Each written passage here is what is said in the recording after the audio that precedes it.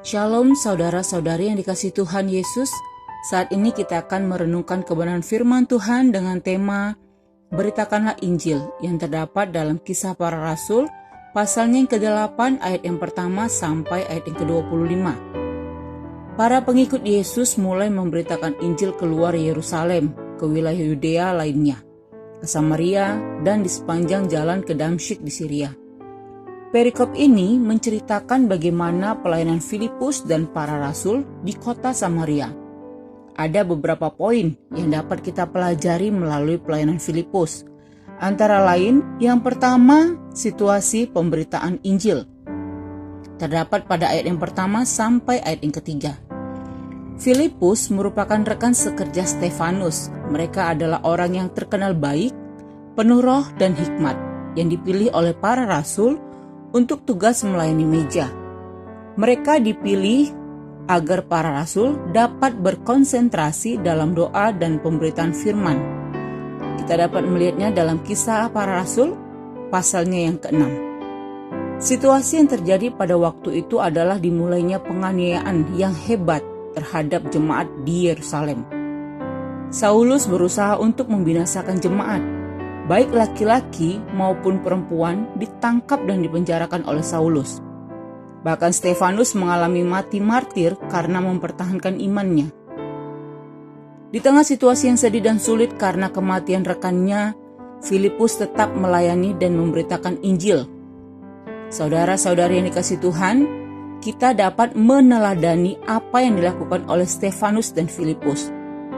Di tengah-tengah situasi yang sulit sekalipun, kita harus tetap melayani dan memberitakan Injil. Memberitakan Injil bukan hanya pada saat yang senang, tetapi juga pada masa yang sukar.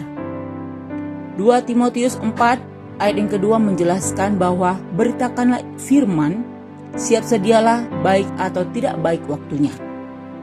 Poin yang kedua adalah sasaran pemberitaan Injil. Terdapat pada ayat yang kelima dan ayat yang 9 sampai ayat yang ke-12. Ayat 5 menjelaskan bahwa Filipus memberitakan Mesias kepada orang-orang di Samaria. Injil yang disampaikan oleh Filipus adalah Mesias itu sendiri.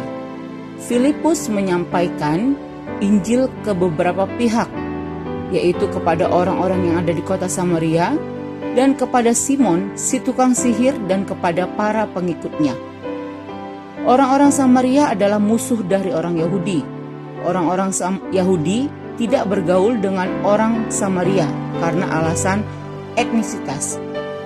Yang mana orang-orang Yahudi Haredi menganggap orang-orang Samaria tidak berdarah Israel murni karena merupakan hasil pernikahan campur orang Yahudi dengan non-Yahudi. Orang Yahudi juga menganggap ibadah orang Samaria tidaklah benar. Orang Yahudi menganggap rendah orang-orang Samaria.